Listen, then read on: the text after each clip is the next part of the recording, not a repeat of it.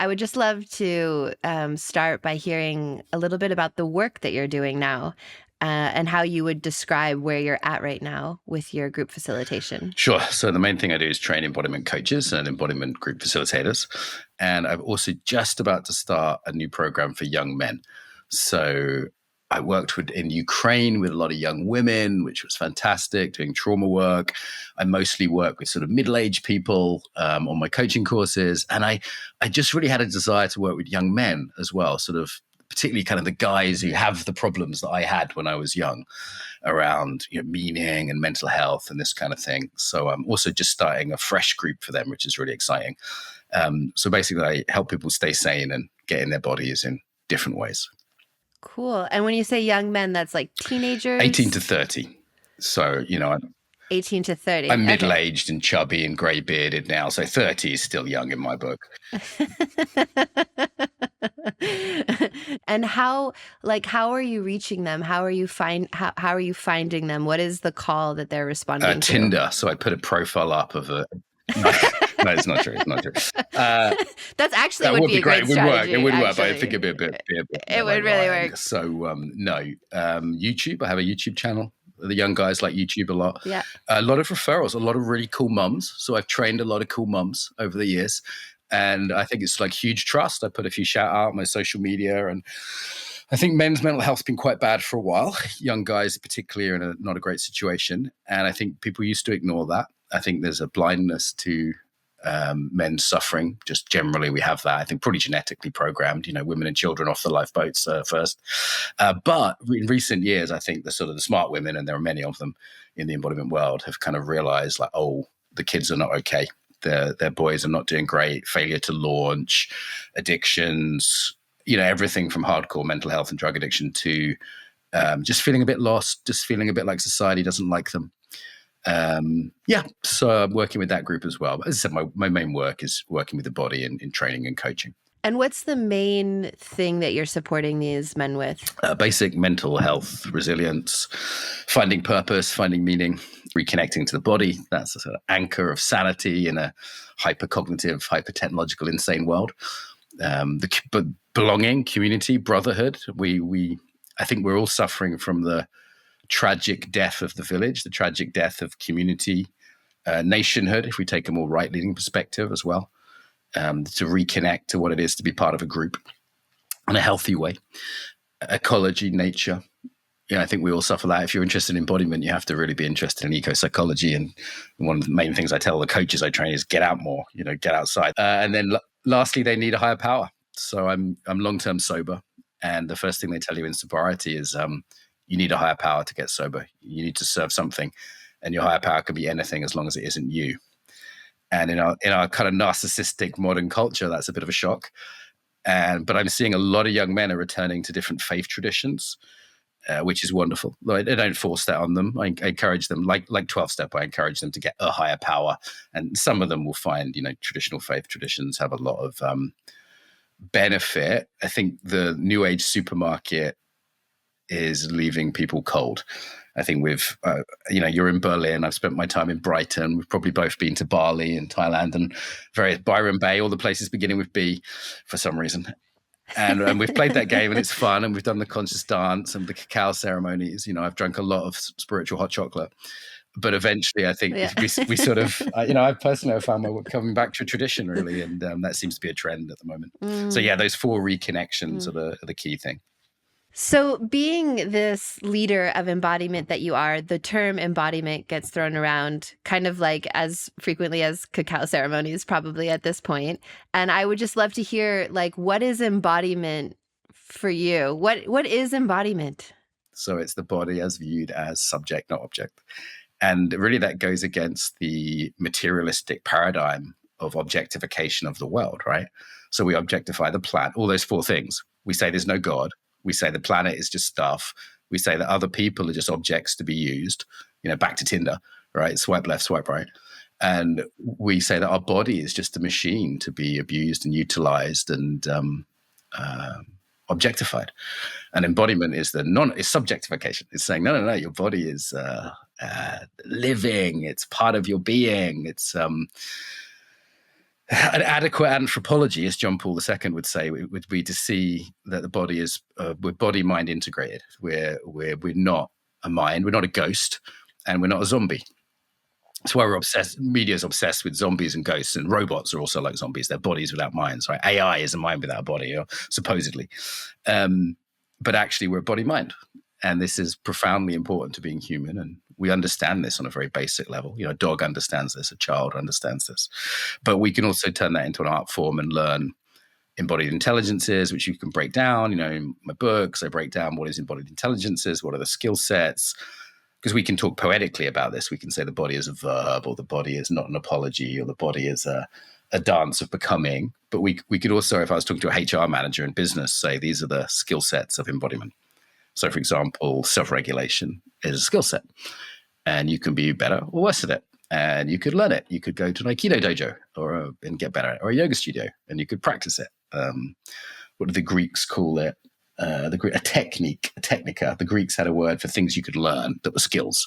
So embodiment is a field of study. So all the cool stuff you can do in Brighton and Berlin, but it's also a technica. It's also a set of things you can get better at. And we've got pretty good at teaching those things. So what in this context, for a lot of people, embodiment feels like moving their body. Could be. Let's say it could. But how would you describe it as it shows up like in group spaces? What does it mean as a group facilitator to have a group and to lead them or to guide them or to facilitate them in embodiment? It could be something as simple as pointing their awareness back to their bodies, right? Body scan meditation. It could be done in stillness. It could be getting them to move more, because when we move more, we feel more. So that's, normally people numb out when they sit in chairs. It could be just getting them to turn their phones off. It could be getting them to go outside in a sensorially rich environment of, wind and rain on their skin. It could be getting them to connect, touch, with the right context, permissions, consent, blah, blah, blah. But I think also another thing you do as a facilitator is you are embodied, because it's a field that it's kind of like a black hole you drag people into, right? Like you probably had that experience of being at a yoga festival or a dance festival and being like, oh, it's so much easier to be in my body. It's like, yeah, because you're being positively influenced by... We're empathic, so it's also your own embodiment as a facilitator is really key. So like when we train coaches, for example, the first 10 weeks is just their embodiment. It's nothing to do with techniques. It's just their own embodiment.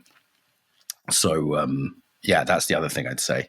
And of course, as a facilitator, this is pretty important, right? Like, I mean, I don't know, microcosm, stress management. We had a bit of problems with the tech, my fault, just coming in. And, I noticed myself kind of getting stressed. And then I was like, oh, I'm getting a bit stressed and that's not going to be great. And poor Rachel's probably getting stressed too. And let's co-regulate a bit and make a joke and smile and breathe, And that's just like daily stuff for a facilitator, right? Like whether it's the difficult question or there's a practical problem with the venue. I'm going to a venue in Holland at the next, and it was really cold last time I was there. It's like, oh, okay, this is dysregulatory. Or, maybe it's someone in the group who's very dysregulated, and it's how do we hold that? How do we regulate that person? So you could look at it through a nervous system lens. You could also look at it through a style lens, right? Like I'm guessing me and you are both probably very competent facilitators, but probably both quite different facilitators. Like just looking at your embodiment now and just getting a sense of it, it's like we'd have a different flow, a different way of doing things. And that's cool, right? And as facilitators, we also need range. So we use, for example, a 4-element model to train facilitators. And this, is a very earthy Germanic facilitators, who are very organized. Does it have the flip chart with the 5 bullet points? That probably doesn't apply to Berlin, which is a bit more airy, where there's a little bit more chaos and lightness, and which tends to be more my style, right? I'm like, oh, sorry, my camera's not working. And then we have the fiery facilitators who are very challenging, which I think is under-taught, actually. It's under-taught how to challenge, how to set boundaries. Like I start a group and I'm like, here's what I expect from you and here's what I won't tolerate, right? I say that this isn't a safe space and I'm going to throw you out under these conditions. And people are like, oh, cool. Okay, boundaries, we like it. It's kind of masculine, it's kind of fiery. But there's also, if I was just like that and I wasn't watery and empathic and listening and responsive and flowing, then I'd just be an asshole, right? So despite the rumors, I've got some watery skills. So that's like the... despite the bad reputation. So, there's a mix of skills a facilitator needs to embody, right? There's different embodiments because you could be more or less embodied, but you could also have different embodiments. Does that make sense? Yeah. So you could be more or less in your Totally. body, more present, more deeply in your body, which is incredibly helpful for a facilitator to be tuned in, empathic, and also like influential, right? I don't know if you noticed, but I'm funny. And that is anyone who says they're funny isn't funny, but that's an embodied skill. And so is charisma, and so is sexiness. Your area, intimacy, that's all embodied, right? Or else online relationships would work. Right? Internet dating would be great, wouldn't it, if it wasn't embodied? But it's not great. So these are all embodied. I mean, they're verbal skills too, right? Like being able to crack a joke, but a comedian who doesn't have embodiment won't be funny. So it's just really important as facilitators, we're able to downregulate, everyone calm down. It's going to be okay. I know we're all traumatized. It's a lot of fun talking about our mothers. So we need to downregulate, but we also need to upregulate. Again, that's not talked about enough. Okay, guys, after lunch, come on, let's go. Let's get a move on. It's time to do some work, So we're up, down, regulate. With down regulation, we can contain and we can, make everything loose and chaotic. So this is what we're doing with a group all day long. And it's not what we say. Actually, I do an exercise with facilitators. I'll say, okay, everyone look this way. And I'll say, touch your knees. And then for people listening to the podcast, I'm actually touching my elbow. But they don't touch their knees. They touch their elbow, because people do what you do, not what you say. Not what you literally try that. And so we're working with a translator. Yeah. You have to be really careful. But I say, touch your knees, and everyone touches their elbows, because that's what I'm doing, not what I'm saying. And if you've got kids, right? If you've got kids, and they copy what you do, not what you say, and adults aren't any different. Totally. Fair to say? Totally. Totally fair to say. Totally fair to say. So what are some of the most common gaps that you're, as an embodiment trainer, what are the most common gaps that you're seeing that facilitators aren't bringing to their groups when they think that they're doing embodiment? Yeah, I mean, often they're just still in their heads, like reading a book about embodiment. I mean, there's a lot of TikTok reels and Instagram about embodiment, but that's not the same as having a sort of depth of practice. Someone who's danced for 10 years or done yoga for 20 years, So it's just not deep in their bones. They might have got the talk and they can tell you about dopamine and neuroscience. And I'm like, okay, great. It's fine. It's helpful sometimes, it's all good. But they need to go and sit for 10 years, meditate, or they need to go dance for 10 years, right? So that would be the first thing, is they're just not actually in the bones. And I'm a very heady person, naturally. I get it. There's a reason I got into embodiment. I was hypercognitive as a kid, and that didn't really work out for me, so I get it. We're in a hypercognitive world. It's not anyone's fault, but I don't know if you've noticed, but that world isn't working, so it's dying. Yeah, you notice that. I think you notice that. That's why I'm here, right? You notice that too. So I think everyone's coming from that dying world. That's the first thing. The second thing is lack of range. So they might be really, really good at one thing. So they've sort of deepened a neurotic pattern of being. If I just told jokes, it was just challenging, I tend to be more like water, like air and fire in that model. That would be limiting for me as a facilitator, right? So I sat through, dozens of days of painful NVC classes to kind of work on my other skills, or I did martial arts for years to get more earthy and structured and organized, and it's very helpful to me. So I think lack of range, and then what people normally do is they make their personality right. I'm not a broken Rachel, and you're not a broken Mark, right? We're good facilitators with different styles. And then there's this balance of owning your authentic style, but simultaneously having range. Having really good self-regulation skills, obviously this is part of it, but this, also sometimes people copy the affects. So they're, for example, the yoga voice, where people think that being a good facilitator is being very calm the entire time, and it's boring as shit, actually, and it's just totally inauthentic. So there's a few for starters. I could keep going. I could offend half of Berlin with my opinions on politics and trauma. Oh, I would love it. That's why you're on the pod. That's why I invited you on. I invited you on for all the offensive stuff. That's why you're here. Everyone has a role in life, and that seems to be one of mine. Whether I went to a silent retreat once, and people even got offended by me on a silent retreat, and I was like, even anything I say. It's just my karma on some level, I mean, sometimes I'm deliberately leaning into it to be fun, to have fun with provocation, but it's just in my bones on some level. Berlin is unique though. I have a love-hate relationship with Berlin. It's some fantastic embodiment teachers there, some really cool people. I saw a couple of guests on your show actually from there, and some really cool people doing some great work. But at the same time, it gets a little sensitive, and people go from trauma-informed to trauma-deformed. Like Yeah. trauma neurotic, trauma controlling, trauma massively hardline politically on one side of the fence, and making that morally good. So yeah, there's the embodiment world is kind of weird, right? Like it's important for embodiment people like us to hang out with normal people sometimes too. Totally. Thank you for this. I love the lightness, and I love the laughter, and I love being able to laugh and make fun of the community and the culture that we've found ourselves in. I have to.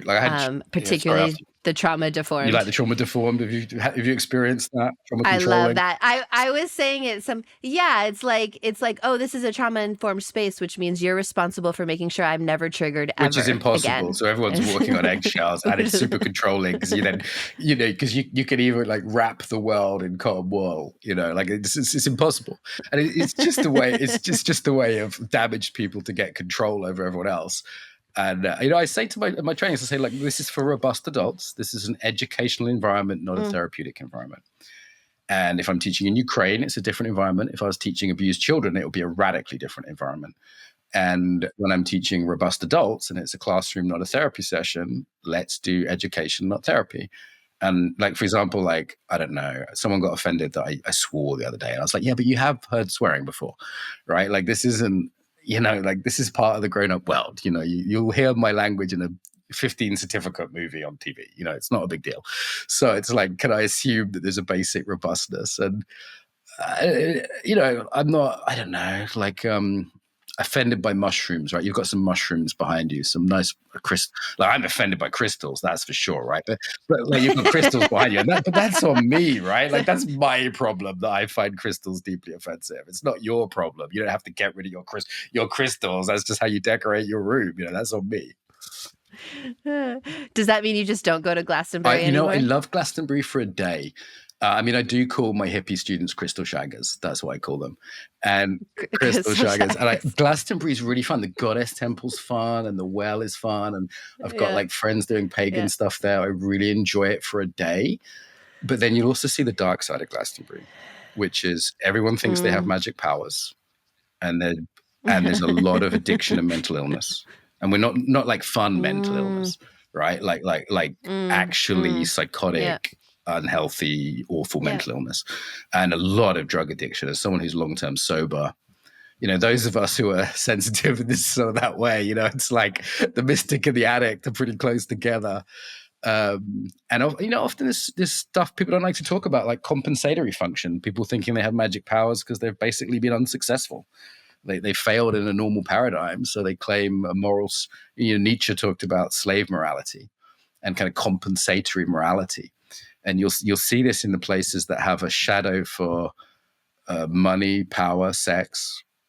I remember someone saying, Mark, the reason you divide audiences Berlin is because this place was traumatized by the Russians. So they've got this huge sex shadow, which is understandable given the history, but not my fault. I didn't do it. It's not a center of power like most capital cities, and it's not a center of money because that's all in Frankfurt. So it has this huge power, sex, money, and they're my three favorite things, right? So it's not literally, but they're up there. So it's there's this huge shadow around, let's call it conventional success, and that needs integrating. I think for most of us in the counterculture world, myself included, we have to integrate that. When I first got a bit of money a few years ago, I did this big conference. I did well, and we got a bit of money for the first time in my life. I didn't know how to handle it, and I got inflated. And I got massive resentment from the alternative community, people that had seen that I'd struggled for years and really worked my ass off. And I kind of got lucky, but it was also a lot of hard work. And then they were super resentful, I remember someone in Berlin once saying to me, who do you think you are? You're not Mr. Embodiment. And I was like, okay, one, I don't call myself that, but other people had. And I was like, but two, I wrote the book. I've done the podcast. You know, there's other great podcasts now and there's other great books, but it's like I devoted myself to this for 20 years. But they had this resentment. And I think it really a lot of counterculture has this huge shadow around those things: power, money, success, and resentment is always in there. And that is, I think we don't talk about resentment enough as an emotion. And I think it's a big driver of a lot of culture. I agree. I agree. Good, because I'm right. I just agree. So, I just agree. Yeah, no, there's a lot of shadow there, and it shows up in really funky. It shows up in really funky, unfortunate ways, and there's a lot in there about control. And yeah, I like what you're saying. I like what you're saying. I have another question for you. We're going to gear shift here, which is when you're facilitating, and it kind of connects here, is like coming from the lens of embodiment. What are you listening for when you're in a group? Like, how do you listen as a facilitator? Yeah, I mean, I don't listen, I speak, right? Like listening's for girls. Overrated. Listening is a skill. What are you talking about? Okay. So a key thing I'm feeling in my own body and looking for in the groups is visual and empathic, right? It's two mechanisms primarily, but which when people talk about like the energy, that's what they mean. They mean they see shit and they feel shit, right? So like, one is just like, is this too much? Is this too little? It's a calibration question. So like I'm calibrating my jokes to you right now because you can take it. Unfortunately, someone in the audience can't. They're getting upset and writing an email. But like I can get a sense like, okay, she digs it. It's fine. I can calibrate it. You know. So there's a calibration issue. There's an attention issue. Just like I used to work a lot with kids, and I've worked with like 30,000 kids, and the first thing is, do you have their attention? Yeah, like. In France, I used to do a job called animateur, and you're like literally animated because you have to be like, hey kids, you know, and you kind of really got to grab their attention. Americans are like that. They don't have good attention. You have to grab it, right? So it's like, do I have their attention? Is this too much? Are they tired? Like, do they need a break? Like people ask me when the lunch break is. And I'm like, when I've broken you all, no, it's the lunch break is when people need a lunch break, right? Like it's not at 1 o'clock, which is upsets the Germans. They want to know in advance, when is the lunch break? But it's like the lunch break is when you're all tired and hungry. It could be 12:45, could be 2 o'clock. So that's another thing. It's just like, what's their state? Are they dysregulated? Are they full? Like, do they need to lie down? Do I need to shut up? Do we need to have a little chat? Do they need to do pairs work so they can get a word in edgeways? You know, like, so these are the sort of 4 ways of processing that I'm primarily looking at. And how is that different? Like when because you've mentioned a lot of the work you're doing now is online. So like, how does that shift when you're doing embodiment online? Yeah, I mean, there's less data to work with. So when I would do a live workshop now, it seems easy. It's like doing martial arts with one arm tied behind my back, you know, online. So it's good training. But then sometimes people feel safer in their own house. You know, you can't touch them no matter how much you try. You know, it's like so. Sometimes people feel safer in their houses. You can also drip feed the learning. So like an hour a week as opposed to 5 hours a day, 10 hours a day. People get overwhelmed. So I think that can be. So there's positives to it. Though obviously, I'd rather be able to lick and bite people. You know, like that's important to me. So I think doing embodiment work online is totally possible, but what we do with the coaches we train is we send them to classes. We say, oh, you're in Berlin. Okay, there's a really good Access syllabus class you should check out there. Oh, there's a great contact jam in Berlin. Go check it out. So we send them to have these like real world experiences. And I also noticed that my students say our Zoom classes aren't draining because we keep them mandatory camera on and lots of interaction so they feel like they're in relationship. It's not Mark TV. It's not passive. Right. So because they feel like there's a relational interaction, I'm saying, okay, raise your hand and let's do this and show me on the screen out of 10 how are you feeling right now and what's your energy level, and we do all these physical things that keeps them in relationship, which is regulatory as opposed to dysregulatory. So it's not just the online thing, it's how you do online. Right. Right. I've also seen some amazing videos of you where you work one-on-one with clients. It's like these really quick, you do like these really quick embodiment upgrades where you're like looking at someone, you're like, what are you doing? What's happening in your back right now? And then you just coach them through like a micro transformation, but it's like a 1-minute clip and you've guided someone through a crazy shift. So in those instances, like when you're working with someone like that, like what are you listening for, looking like, what's guiding your awareness and your interventions?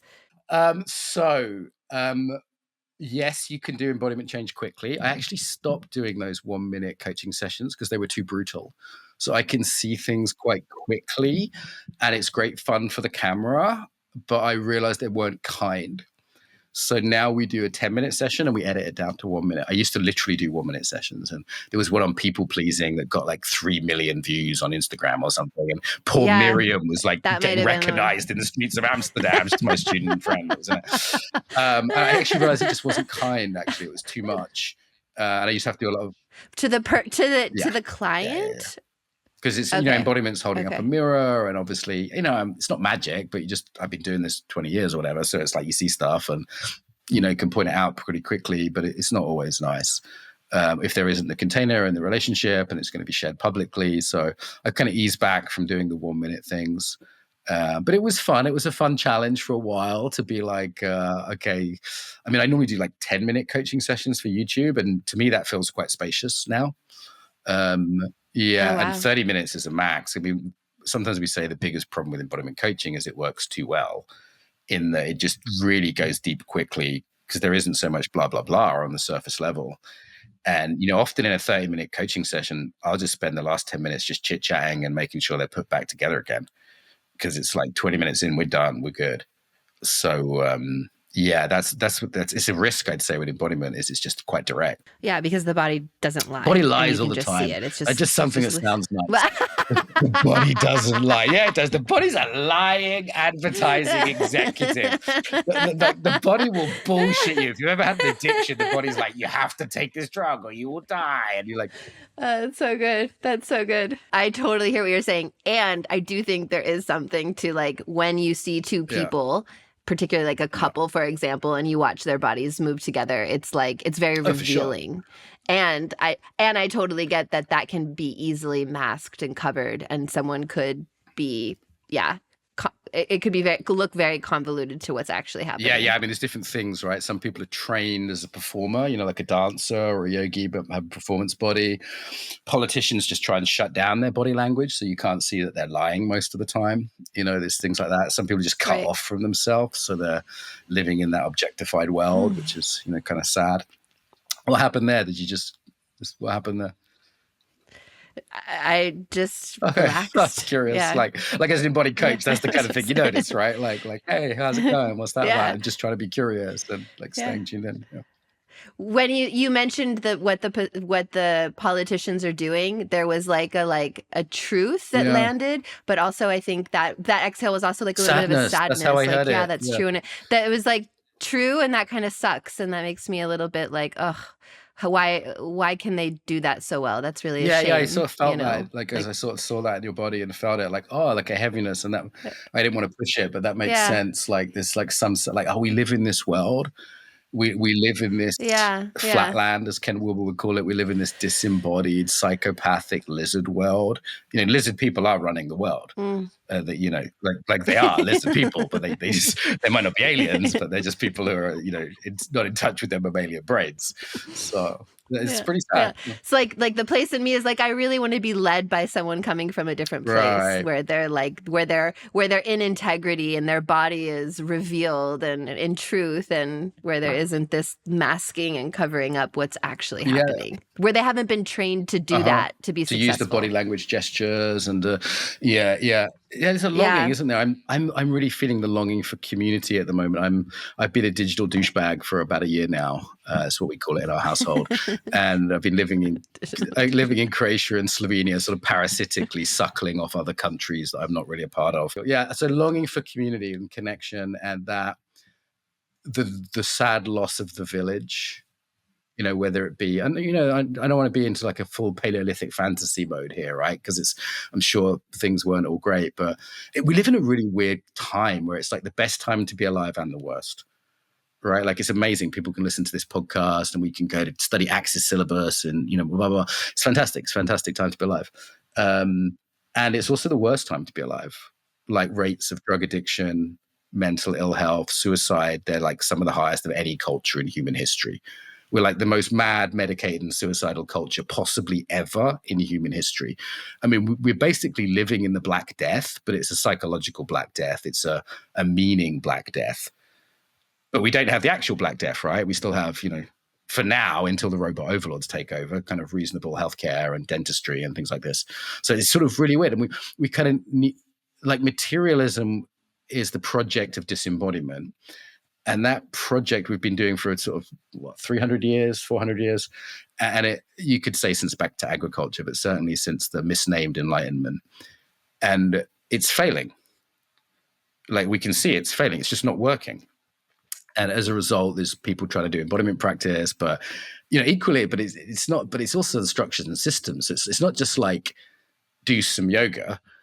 It's like, okay, so for example, the technology that most of us have in our pockets is designed by teams of genius demons to enslave us. Like, and I'm being half metaphorical here. Like, there are smart people working in some of the biggest companies in the world to destroy our attention, and that is our gateway to the divine, to enslave us, to ensnare us, to fishhook us for profit. And they're only getting better at it because they're all in competition with each other.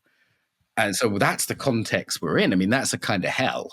We are in talk about OnlyFans, and the young men that I'm working with, they've got to deal with shit that I didn't have to deal with. I mean, we had porno mags, but we didn't have whatever's going on now on the internet. On demand whenever we want, constant video selection. I mean, you have to be enlightened to resist that shit. I can barely resist going on Facebook and getting into an argument. And I've done 20 years of practice, you know what I mean? I'm like, and another thing, you're wrong. It's hard, man. Like, the situation is hard, and we've got to do that without community. And it's difficult. Like, I was married and she was great, but it was like, when we had trouble, we didn't have a village around us. We didn't have people, we didn't have a religion at the heart of that marriage. We didn't have faith that said, no, you have to stay together. And we didn't have people around us saying, you know what, you guys need to talk and let's get together and I'm going to help you out. And I was there at your wedding, so I don't want to be there at your divorce. We didn't have that. We were just a couple in a semi-detached house, And I think this tragedy of disembodiment on all these levels, you have to have a sense of humor. And as I said, it's still the best time to be alive. And the fact that alcoholics would say we're hitting rock bottom, I think now. The good news is that it's bad enough that even normal people are doing yoga. Have you noticed that? Like, fucking normies, muggles are meditating. It's fantastic. So it's like we're hitting a wall, and it's the world of materialism just has failed, and everyone can see it. And we don't quite know what comes next. Yeah, I don't know what to make of it. Best of times and the worst of times, as Dickens said. Yeah.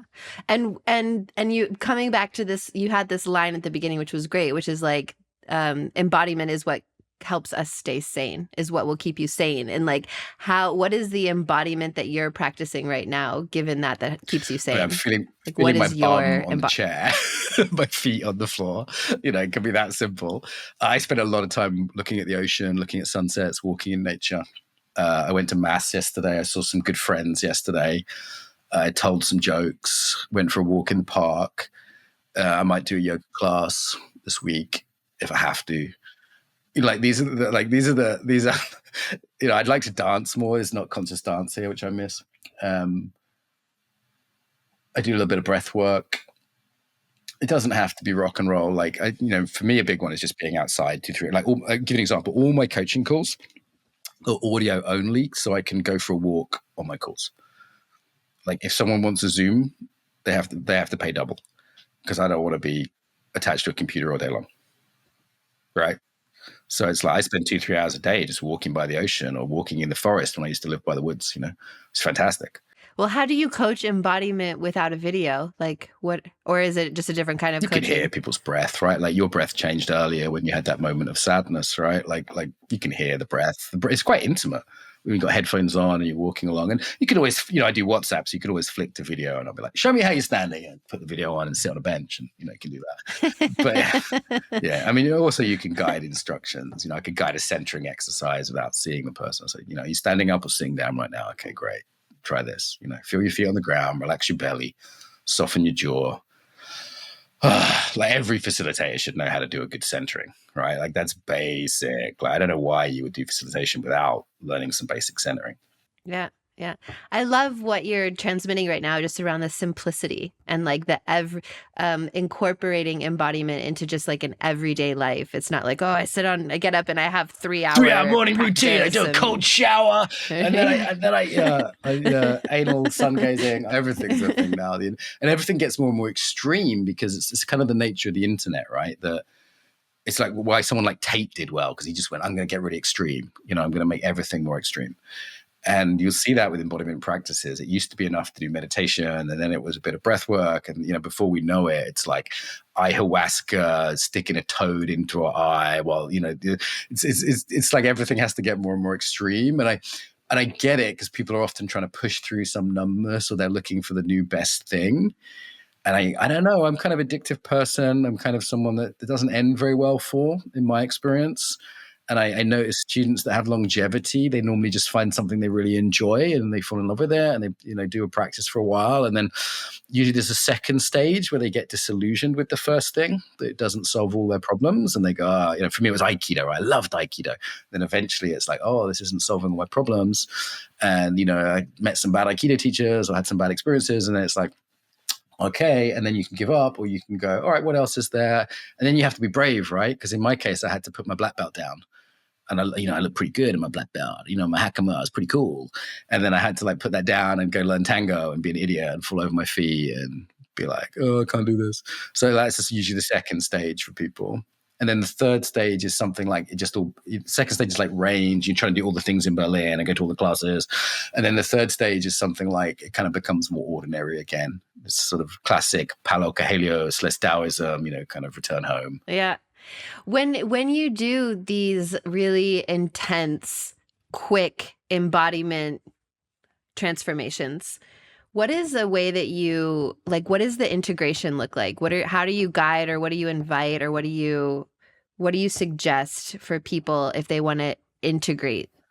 Practice and community. So state experiences are quick. Most people in counterculture are state junkies. We like getting high, let's be honest, right?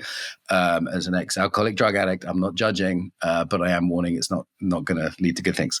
So whether it be an intimacy high or a breathwork high or a meditation high, So yes, state changes are good and they can be done quite quickly. Integration takes practice. So a lot of our courses are about practices, daily practices, not very rock and roll stuff. Like we have one where the coaches set an alarm to go off 5 times a day. And the alarm goes off and they just go, how am I right now? And they check in with themselves for 30 seconds. And it's this kind of like dull, but it's like, yeah, that's actually better for you than doing 2-hour intense yoga class once a week. Like just checking in with yourself. And then community. So we have, for example, in the coaching course, we have peer groups.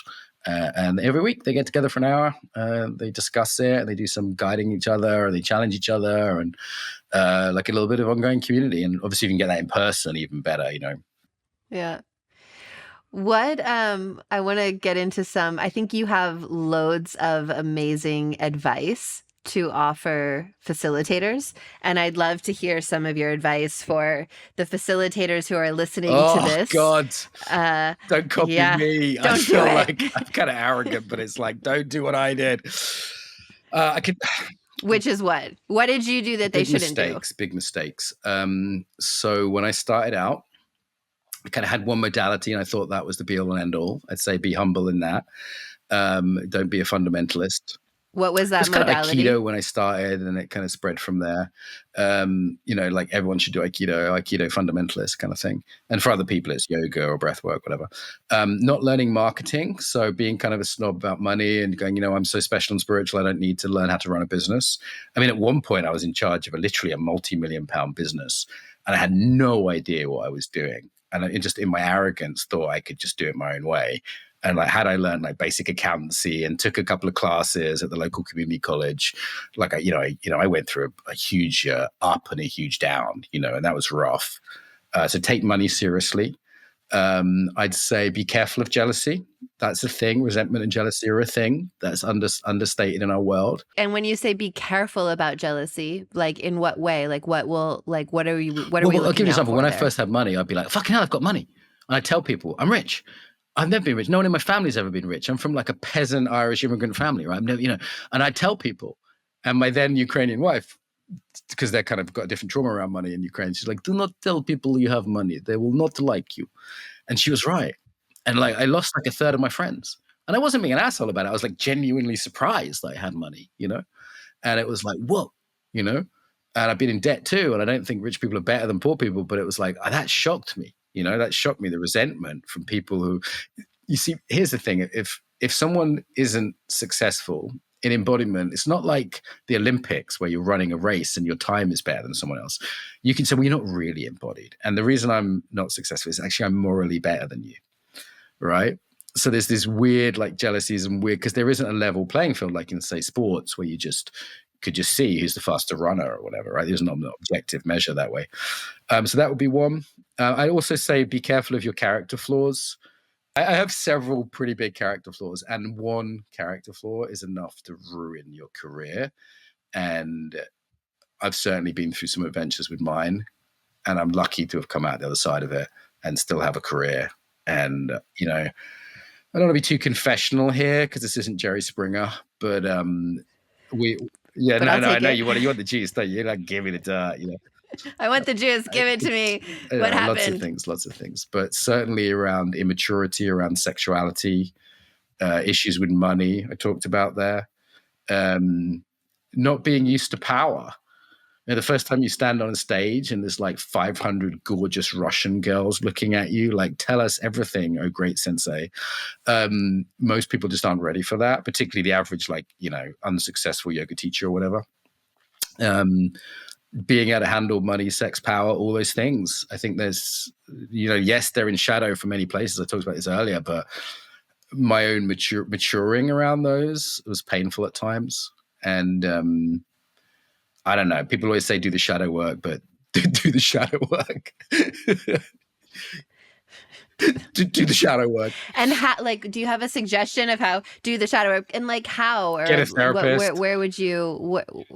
Like I do therapy regularly, like get supervision. Shadow work. Like when I was working in Ukraine, I was getting supervised every 2 days. I had a supervised call every 2 days from someone, right?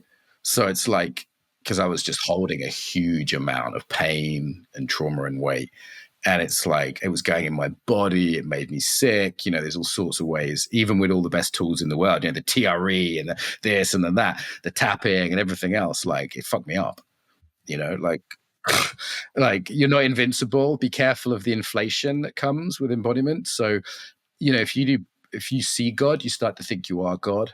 If you have altered states, I think inflation is a key thing. Get a community of accountability. I think there's some things I've done right. Like I co-teach a lot, like I have a female co-lead quite often, and it's like, hey, how are we behaving? What are we doing? What's going on? Is this too much? Like have some community of ethical accountability. Don't rely on your personal embodied conscience, which is a good thing to know, but you should have some. I'd say ethically you need 3 things. You need a system of rules that you follow, and hippies don't like rules. Like a code of ethics, and you need a community of accountability, and you need embodied conscience, which is the sort of sense of, deep intuitive, is this right or wrong? We need to bring morality back in a big way. Morality is kind of a dirty word in counterculture, but it, like back to the Greeks, ethical philosophy is a hugely important topic. Yeah. What's I would love a little like hope token from you. Like what's giving you hope about the future of this work? Hope is the currency of fools. Hope is the last curse in Pandora's box, according to Camus. Like Pandora's box, all the evils of the world came out. Hope's at the bottom, and everyone thinks that hope is like the sort of booby prize. Like, oh, there's hope in it. That's the last evil. That's the last evil. That's all it is. Yeah, but where I have a lot of hope is, as I said, I think we're hitting rock bottom as a culture. I think we're seeing that materialism doesn't work. I think the barbarians are both inside our hearts and in our streets.